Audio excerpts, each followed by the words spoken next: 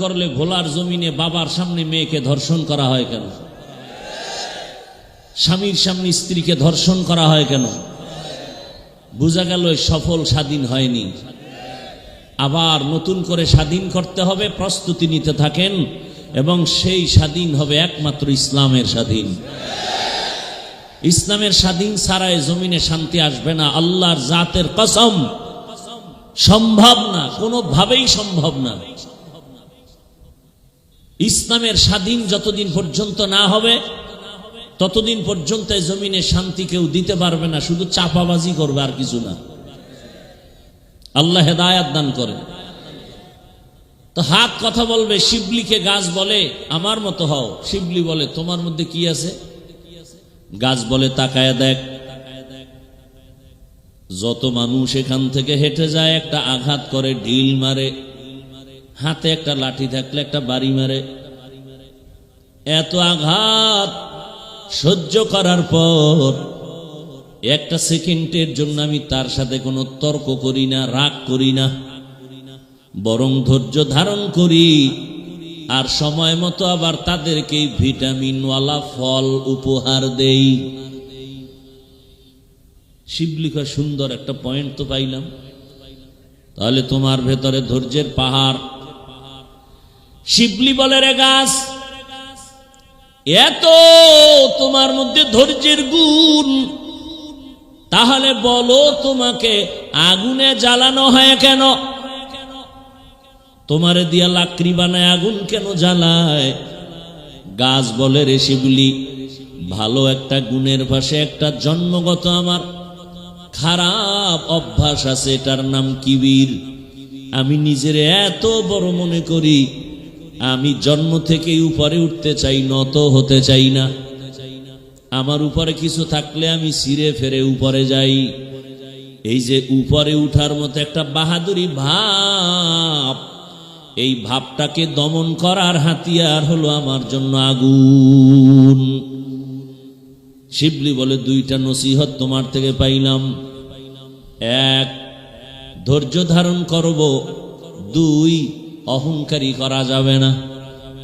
জমিনের মধ্যে যত মানুষ, সব মানুষের আল্লাহ চলার জন্য সম্মানের সাথে একটা গুণ দান করেছেন, কিন্তু এই গুণ পেয়ে যেন বাহাদুর হয়ে না যাও, অহংকারী হয়ে না যাও। এ কারণে আল্লাহ আর একটা সাইড তোমার দুর্বল করে রেখেছেন। আমি হাফিজুর রহমান বয়ান করি, জোহরের নামাজের পরে এত মানুষ, আল্লাহ কয় বাহাদুরি করিস না, তুই বয়ানই করতে পারো, যদি একটা ফতুয়া কেউ জিজ্ঞাসা করে তুই ফতুয়া দিতে পারবি না। আমার কাছে মাসআলা জিজ্ঞাসা করলে বলবো মুফতি সাহেবের কাছে যাও, সেখান থেকে ফতুয়া নাও। তাহলে আমি এক সাইডে বয়ান করনেওয়ালা, অন্য লাইনে কোরআনের ফতুয়ার ব্যাপারে আমি দুর্বল। পৃথিবীর প্রত্যেকটা মানুষের সম্মানের জায়গায় চলার জন্য একটা গুণ আছে, অহংকারী হতে যেন না পারো সেজন্য আর একটা দুর্বল সাইটও আছে। বড় লোক টাকার মাস্তানি করে, টাকার অভাব নাই। মাছওয়ালা কয় তোর টাকার গুল্লি মারি, আমার মতো ফকিরের যদি টাকা না দাও তোর কপালে মাছ নাই। বড় লোক যদি বলে গরিবের কাছে যাব না, খোদার কসম প্রত্যেকটা বড় লোক পঙ্গু হয়ে যাবে এক সপ্তাহের মধ্যে, পঙ্গু। তাহলে গরিবের কাছে মাছ আছে, গরিবের কৃষকের কাছে চাল আছে, ডাল আছে, বড় লোকের পকেটে টাকা আছে। এবার গরিব বাহাদুরি করে আমার চাল আমার ডাল, বড় লোক বাহাদুরি করে আমার টাকা। গরিব কয় আমার চাল ডাল দিয়া 2-4 মাস খেয়ে পরে বাঁচবো, তোর টাকা দিয়া তোর 1 সেকেন্ড বাঁচার ক্ষমতা নাই যদি আমগো থেকে চাল ডাল না নেও। তাহলে বড় লোক বাহাদুরি করতে পারবা না, তুমি গরিবের কাছে টাকা। গরিব যদি নদীর মধ্যে গিয়া 100, 200, 300, 400 হাত পানির নিচে জাল ফেলে ইলিশ মাছ না ধরে, জমিনের কোন বড় লোকের মুখে ইলিশ মাছ যাবে না। মাছ ধরে দেখারা, গরিবেরা মাছ ধরে, ঘরের থেকে মাইয়া ফোলার থেকে বিদায় নিয়ে যায়, ফিরে আসতেও পারি নাও আসতে পারি। এত কষ্ট করে মাছ ধরে দেয়, বড় লোক তুমি খাও, কিছু নিমক হারামের আবার সেই গরিবের উপরেই জুলুম করে,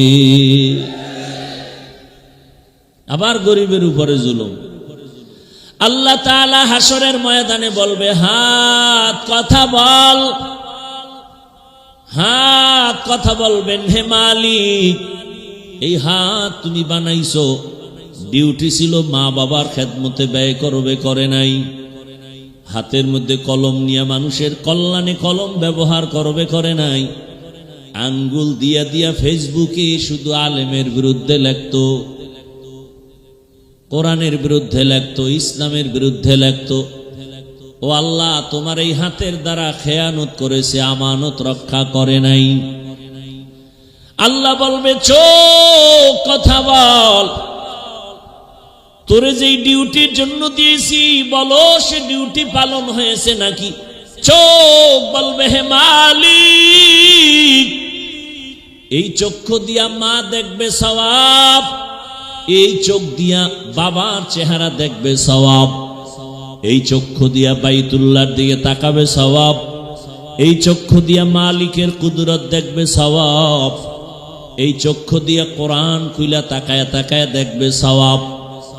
এই বান্দা কোরআন দেখে নাই, বাইতুল্লাহ দেখে নাই, মা বাবার চেহারাও দেখে নাই, বরং এই চক্ষু দিয়া সারা রাত মোবাইলের দিকে তাকায়া কবিরা গুনাহ করেছে। আল্লাহর কাছে চোখ কথা বলবে, হাত কথা বলবে, জবান কথা বলবে, অন্তর কথা বলবে। এজন্য আল্লাহ বলেন, আমি অন্তরেরও বিচার করব।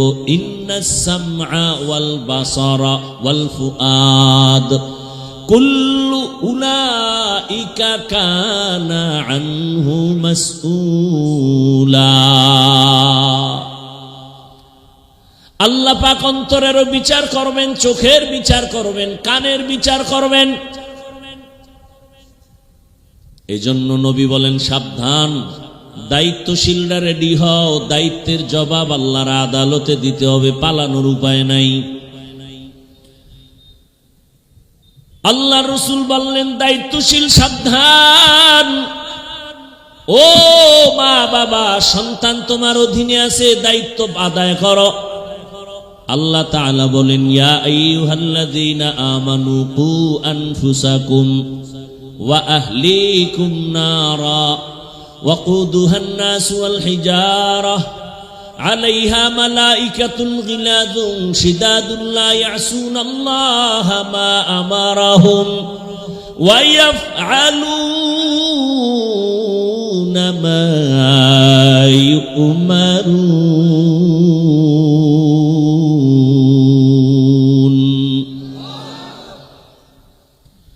আল্লাহ বলেন, ও মুমিন, জাহান্নাম থেকে আগে নিজেকে বাঁচাও, তোমার আহাল রেও বাঁচাও। কেন? বলে, ওয়াকুদুহান নাস ওয়াল হিজারা, জাহান্নামের ইন্ধন হবে মানুষ আর পাথর। আল্লাহ হাসরের ময়দানে জাহান্নামকে জ্বালাবেন মানুষের আর পাথরের মাধ্যমে। এই জন্য আল্লাহ বলেন, জাহান্নাম থেকে নিজেকে আগে বাঁচাও, তারপরে তোমার আহালকে বাঁচাও। মা বাবা, আপনি আগে জাহান্নাম থেকে বাঁচবেন, আপনার আহাল সন্তানকে বাঁচাবেন। ও স্বামী, তুমি জাহান্নাম থেকে নিজের আগে বাঁচাও, তারপরে তোমার আহাল স্ত্রীকে বাঁচাও। শিক্ষকেরা নিজে জাহান্নাম থেকে আগে বাঁচবেন, তারপরে ছাত্রদেরকে বাঁচাবার চেষ্টা করবেন। মসজিদের ইমাম ও খতিব জাহান্নাম থেকে আগে নিজেকে বাঁচাবেন, মুসল্লিদেরকেও বাঁচানোর চেষ্টা করবেন। একজন মেম্বার নিজে জাহান্নাম থেকে আগে বাঁচবেন, ওয়ার্ডের মানুষকেও বাঁচাবার চেষ্টা করবেন। আল্লাহ বলেন, জাহান্নাম থেকে বাঁচো, জাহান্নাম তো পরকালের হিসাব, এখন কিভাবে বাঁচবো? ওলামায়ে কেরাম বলেন, যেই কাজ করলে জাহান্নামে যাইবা ওই কাজ থেকে নিজেরে বাঁচাও। কি কাজ করলে মানুষ জাহান্নামে যাবে? ওই কাজের নাম হলো গুনাহের কাজ। সহজ কথা হলো, বান্দা নিজেকে গুনাহ থেকে বাঁচাও। قال رسول الله صلى الله عليه وآله وسلم اتق المحارم تكن أعبد الناس। আল্লাহর নিষিদ্ধ অবৈধ জিনিস থেকে নিজেকে বাঁচাও, তো মর্যাদা মানুষের মাঝে আল্লাহ বাড়ায় দিবেন। ইয়া আইয়ুহাল্লাযীনা আমানুত্তাকুল্লাহা হাক্কা তুকাতিহি ওয়া লা তামুতুন্না ইল্লা ওয়া আনতুম মুসলিমুন।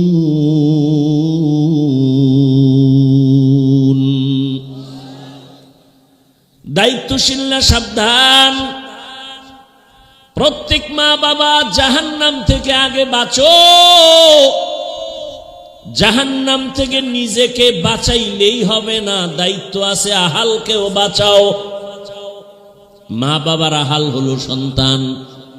একজন সন্তান গিয়া খলিফাতুল মুসলিমিন, তাও যেমন তেমন না, দেখলেই কলিজা কাঁপে। হযরত ওমর, ওমরের আদালতে গিয়া বাবা যাইয়া বিচার দিল, আমার সন্তান বাবা হিসাবে আমার হক আদায় করে না। ওমর কয়, তরবারি দেখছো? আমার কথার আগে তরবারি রেডি। সন্তান তোমার হক আদায় করে না বললেই হবে না, ডাকো তোমার সন্তানের।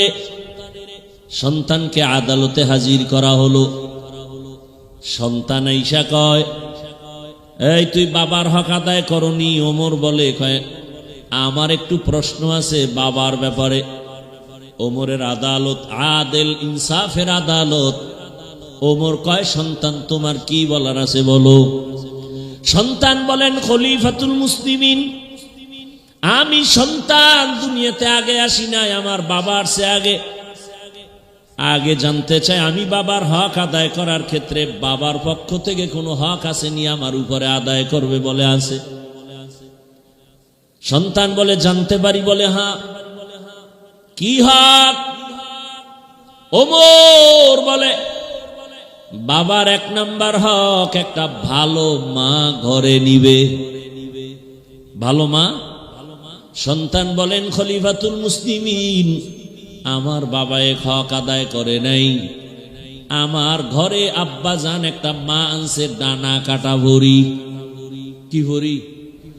এই যুগের ডানা কাটা ভরি, সেই যুগের ভাষা আলাদা ছিল।